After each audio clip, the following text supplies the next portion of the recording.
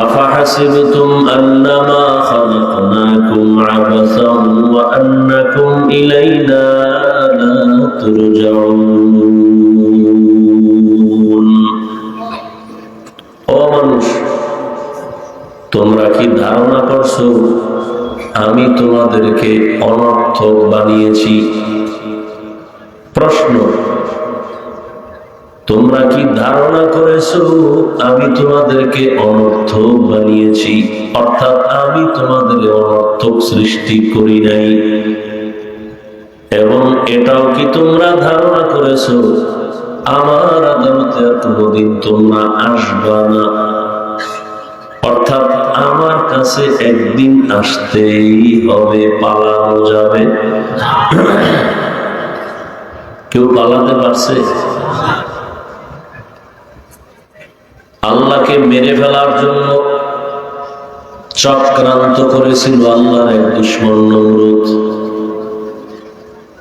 বাঁশ দিয়া সিঁড়ি বানাইয়া উপরে যায়, তীর মেরে আল্লাহকে মেরে ফেলবে।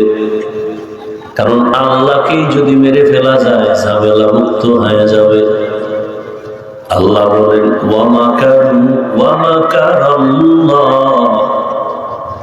ওয়াল্লাহু খায়রুল মাকিরিন। তুমি কত বড় চালাক, তোরে বানাইছি তো আমি। এই নমরুদ, এই চালাক, তুই কত বড় চালাক, তোরে বানাইছি আমি। তোর মেমোরিটাও দিছি আমি, মেমোরির মধ্যে জিবিও দিছি আমি। কত পরিমাণ জিবি তোর ধারণ ক্ষমতা আছে তাও দিছি আমি। অতএব তুই যতই চালাকি করো, আমি রবের উপরে তোর চালাকি চলবে না। আল্লাহ দুশমন নমরুদ সে তীর মারার জন্য বাঁশের সিঁড়ি দিয়ে উপরে গিয়ে তীর ঠিকই মারলো। একটা প্রাণীর গায়ে লেগে রক্ত লেগে তীরের মাথা নিয়ে নিচে নেই না। ভক্তদের কয়, দেখ এই রক্ত লাগানো আল্লাহ নাই, মেরে বলেছে। আর সেই বেঈমানের আল্লাহ ধ্বংস করার জন্য আল্লাহর কোন বাহিনী প্রয়োজন হয় নাই। একটা অসুস্থ মশা নমরুদেরকে ইতি টেনে দিয়ে দিল, নাকে দিয়ে ঢুইকা মাথার ভেতরে গেছে। তাও কিন্তু অসুস্থ মশা মাথা একেবারে জায়গা মতো বৈশাল ফাঁকে ফাঁকে একটা আওয়াজ দেয়, মিস কল দেয়। নমরুদের মাথাটা গরম হয়ে যায়, অসহ্যকর গরম। ঠান্ডা করার কোন ঔষধ নাই। হঠাৎ করে নমরুদের জুতার সাথে মাথার সাথে মোলাকাত হয়ে গেছে। লাগা মাত্র মাথাটা ঠান্ডা হয়ে গেল। নমরুদ বলে, এতক্ষণ আমি এত ডাক্তার কবিরাজ দেখাইলাম, ঔষধ পাই না। জুতার ভিতরে যে আমার ঔষধটা তো আমার জানা নাই। কেমন চাল বাবা, জুতা দিয়ে যখন মাথার ভেতরে আঘাত করে মাথা ঠান্ডা। এই কপাল কি সবার হয়? আল্লাহ যাকে দয়া করে দেয়। হঠাৎ মাথা গরম হয়, আবার জুতার বাড়ি, মাথা ঠান্ডা। এই মাথা ঠান্ডা করার জন্য এই কামটা কে করবে? নমরুদ বলে, একটা কর্মচারীরা বেতন দিয়ে ওর কাম হলো ফাঁকে ফাঁকে জুতার বাড়ি মারবে। কর্মচারীরে বলে, এই কর্মচারী তোর কাজ কি জানো? তোর একটাই মাত্র কাজ, জুতার বাড়ি মারবি। ফাঁকে ফাঁকে জুতার বাড়ি মারে। নমরুদ কানে ডাইকা কয় দিয়ে, শোন, তুই যত জোরে বাড়ি মারবি বেতন তত বাড়ায়। কর্মচারী কয়, স্যার কি কইছে আল্লাহ জানে। স্যার কইছে না হুজুর কইছে না জাহাবনা কইছে, এই সময়ের কথা। এইটারে যদি আপনারা ভুল ধরেন, এরকম বেয়াদব এই দেশে আছে। এরকম বেয়াদব আছে না নেই? নিকৃষ্ট বেয়াদব। ও কইব এই সময় কি সাফ হয়েছে নি, বেদব নাই। আলেমদের সাথে যারা বেয়াদবি করে এরা মরার আগেই বলে যায়, চাকার তলে মাথা ঢুকে যায়, টেরই হয় না কারণ কি। আল্লাহ হেদায়েত দান করে।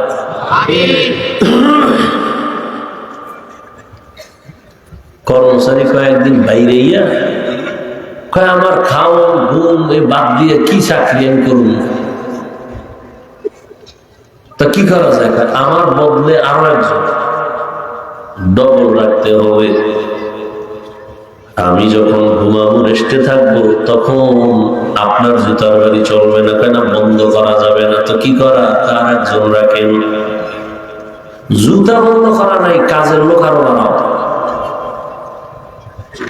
একজন রেস্টে গেলে আর একজন, আর একজন রেস্টে গেলে আর একজন, জুতার বাড়ি বন্ধ করা যাবে না। বরকত বড় দামি।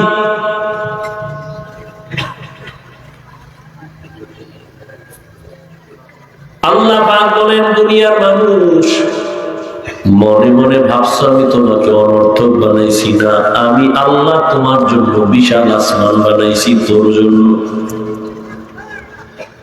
বিশাল জমিন আমি তোমার জন্য বানাইলাম,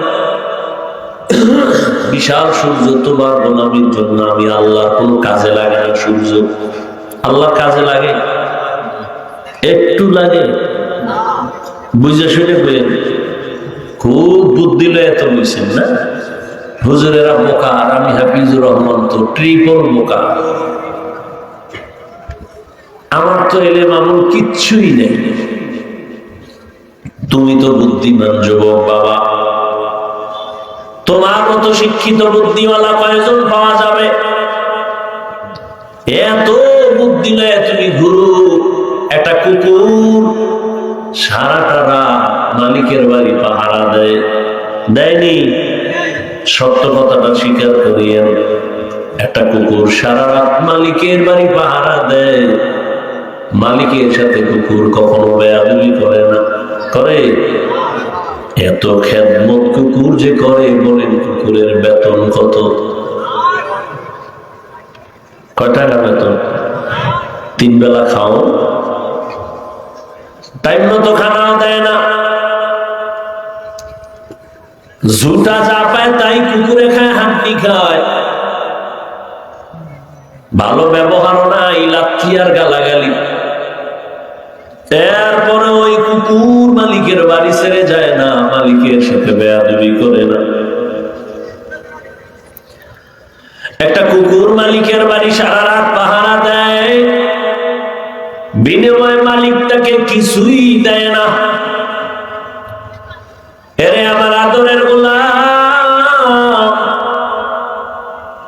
আমি তোর মালিক, আমার মালিক হইয়া তোরে কি না দিছি বল? বিশাল আসমান আমি তোর খেদমতের জন্য দিলাম, জমিন আমি তোর গোলামির জন্য দিলাম, চন্দ্র সূর্য তোর খেদমতে দিয়ে দিলাম। তোর জীবনে চলার জন্য বেশি প্রয়োজন একটা হলো পানি। আমি আল্লাহ পানিটা তোর ফ্রি করে দিলাম। 1 বোতল পানি দোকানে যখন কিনতে যাও, আধা লিটার পানি তোর থেকে 12, 13, 15 টাকা 20 টাকা নিয়ে নে। আমার দেওয়া পানি যত ব্যবহার করলি বল কয় টাকা বিল দিছ? আমি আল্লাহ তোমার প্রয়োজনের জন্য বিশেষ জরুরি, যেটা না হলে তুমি মরে যাবা, এটা অক্সিজেন। হসপিটালে যাও, তোমার অক্সিজেনের সমস্যা, নাকে পাইপ লেগে অক্সিজেন নিছো, 4-5 ঘন্টার বিল অনেক। আমি আল্লাহর দেওয়া অক্সিজেন ফ্রি ভাবে ব্যবহার করলি বল কয় টাকা বিল দিছো? বিদ্যুতের বাতি জ্বালাও, ঘরে বাইরে বিল দাও, বিল না দিলে তোর লাইনটা কেটে দেয়। আর আমার সূর্য যে আমি আলো দিলাম, বিদ্যুতের আলো, বল আমার সূর্য ব্যবহার করলি কয় টাকা বছরে বিল দিছো? আমি আল্লাহ তোর কাছে কোনো বিল চাই না, বান্দা তুই ব্যবহার কর, যত বড় কর, পানি মাছ ঘাস সব তোর জন্য দিলাম। জমিনের ফসল তোর জন্য, গাছের ফল তোমার জন্য, নদীর মাছ তোমার জন্য, সব আমি তোমাকে দিলাম। এর বিনিময়ে আমি একটা টাকাও চাই না। এর বিনিময়ে আমি বলি না তুমি সারা রাত জায়নামাজে কাটাও। তোমারে আমি আল্লাহ সব দিলাম, এর বিনিময়ে আমি চাই না তুমি সারাদিন রোজা রেখে তসবিহ টানো। এই পশুরে আল্লাহ পাক ভালো মন্দ যাচাই করার জ্ঞান দেন না, আল্লাহ মানুষকে দিয়েছেন। একটু ভাবো, পশু কখনো ভাববে না মালিক আমার কি করলো না করলো। মানুষ আমি তোমাকে সুন্দর আকল দিলাম ভাবার জন্য, একটু ভাবো। তোমার জীবনের যা প্রয়োজনের থেকে বেশি দিলাম, চাওয়ার আগে দিলাম। আমি আল্লাহ বিনিময়ে কিছুই চাই নাই। তুমি দুনিয়াতে এসে ব্যবসা করো বাধা নাই, চাকরি করো বাধা নাই, লেখাপড়া করো বাধা নাই, তুমি ঘুমাও বাধা নাই, খানা খাও বাধা নাই, বাজারে যাও বাধা নাই।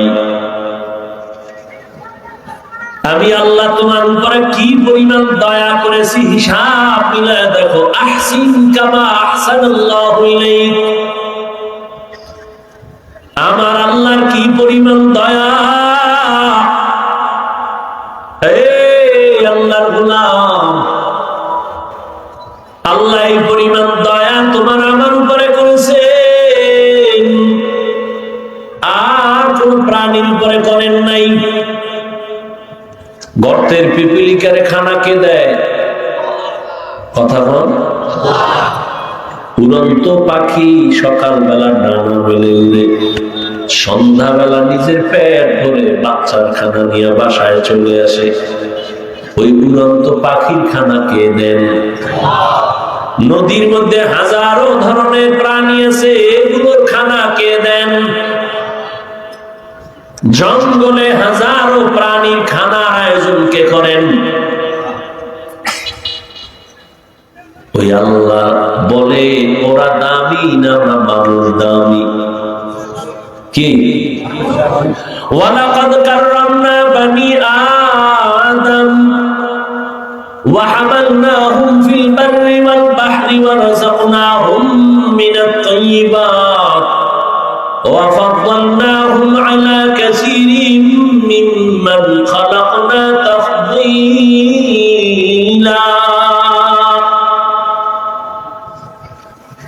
খারাপ লাগছে না? ধৈর্য হারায় গেছে।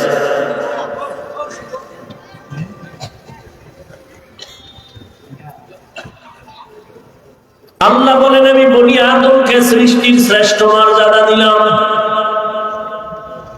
জমিনে পানির মধ্যে চলার মতো আমি সুন্দর ব্যবস্থাপনা করলাম। আমি আল্লাহ এই আদম সন্তানের জন্য পিওর হালাল খানার আয়োজন করেছি। পিপিলিকার খানাও দেই, জঙ্গলের প্রাণীর খানা আমি আল্লাহ দেই, নদীর প্রাণীর খানা দেই, উড়ন্ত পাখির খানা দেই। কিন্তু মানুষের খানা বেশি পিওর, বেশি হালাল, বেশি মজাদার। ও বান্দা তুমি ভাত খাইবা, তোমার চাল আমি কাবার করে দিলাম যেন ময়লা গিয়ে আটকায় না যায়, সমস্যা না হয়। তুমি রুটি খাইবা, গম আমি আটকায় দিলাম কাবারে। আম খাইবা, লিচু খাইবা, তরমুজ খাইবা, সব কাবার করে দিলাম। কাঁঠাল খাও, কাবার করে দিলাম। কলা খাও, কাবার করে দিলাম। দুনিয়াতে তোমাদের খানার মতো পিওর খানা কারো জন্য দেই নাই। কিন্তু তুমি কত বড় নিমখারাপ, কত বড় নির্লজ্জ। আল্লাহর দেওয়া পিওর খানাটারে তুমি মেডিসিন মাইরা এটাকে তুমি শরীরের জন্য বিষ বানায় দিছো। তুমি কত বড় খারাপ। আল্লাহর দেওয়া পিওর খানাটা তোমার শরীরের জন্য ঔষধ, তুমি এটাকে ভেজাল ঢুকায় দিছো। এখন সবাইও খাইতে ভয় পায়। তুমি কত বড় খারাপ। আমি গাছে আম দিছি, দিছি 1 মাস অপেক্ষা কর, পাকায় দিব, খাবি, শরীরটা ভিটামিনে ভরপুর হয়ে যাবে। কিন্তু একদম নিমখ হারাম, কুকুরের মতো জিহ্বা বের হয়ে গেছে, 1 মাস অপেক্ষা করা যাবে না, গাছের ভিতরে মেডিসিন মারো। নিমখ হারাম, বড় খারাপ মানুষ। আল্লাহ তাআলা বলেন, রে গোলাম তাকায় দে, আমি যদি পিপিলিকের খানা দেই, গর্তে প্রাণীরে খানা দেই, মাছের দেই, জঙ্গলের প্রাণীরে দেই, তোরা আমার কাছে বড় আদরে, তোদের খানা কেন আমি দিব না? আমি আল্লাহ তো তোদের জন্য পিওর খানা দিছি, এত পেরেশান হয়ে গেলি কেন? আমি তো বনি ইসরাইলদেরকে আসমান থেকে খানা পাঠিয়ে দিতাম, আর তোরা তো আমার আদরের নবীর উম্মত। কেমন নবীর উম্মত জাননি? এই আমি মোনাজাত দিয়ে দেব, কিন্তু কষ্ট করে আসছি, যদি এটার মূল্য না বুঝেন, আমার তো ঠেকা নেই এখানে বয়ান করা। আমি শুরুতেই বলছি আপনারা অনেক জ্ঞানী, তো আমি তো বোকা, খুব আপনাদের জ্ঞান নেই, হুজুরকে ভুল ধরেন কেমন? আমাদের থেকে আপনাদের জ্ঞান অনেক বেশি।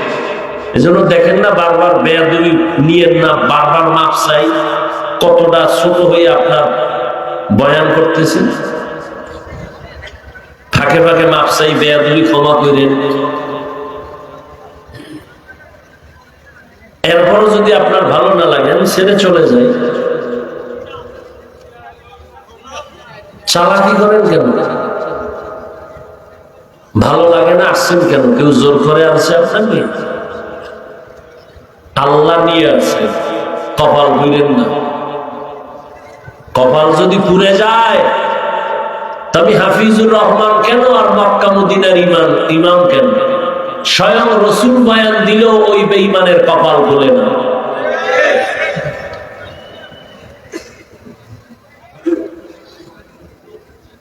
যেই রসুলের চেহারা মোবারক এক নজর দেখলে পেটের ক্ষুধা থাকে না, কেমন মায়ার নবী আমার! যেই রহমতের নবীর চেহারা মুহাব্বতের নজরে দিবে, জাহান্নাম হারাম। কেমন মায়ার নবী, রহমতের নবী! আম্মা জান আয়েশা রাদিয়াল্লাহু আনহা বলেন, আমি আমার হুজরায় বসে সুই সুতা নিয়ে সেলাইয়ের কাজ করতেছিলাম, হঠাৎ তেল নাই, বাতি বন্ধ হয়ে গেল, রুম অন্ধকার, সুইটাও পড়ে গেল, খুঁজে পাবো কোথায়? অন্ধকার। এশার নামাজের পরে রহমতের নবী আমার হুজরায় ঢুকলেন, রহমতের নবীর চেহারা আলোতে পুরো আলো হয়ে গেল। রহমতের নবীর আলো দিয়া আমি সুইটা, চিকন সুই, আমি খুঁটির গোড়ার থেকে হাতের মধ্যে নিয়ে নিলাম। যেই নবীরে একবার তাকাইলে 7 দিনের ক্ষুধা পেটে আর থাকে না। আম্মা জান আয়েশা রাদিয়াল্লাহু আনহা বলেন, নবীজির ঘাম আমি বোতলের মধ্যে ভরে রাখতাম, বড় বড় অনুষ্ঠানে আতর হিসাবে ব্যবহার করতাম। চিল্লানারে ও সিলেটের মুসলমান, সে মায়ার নবী কেমন!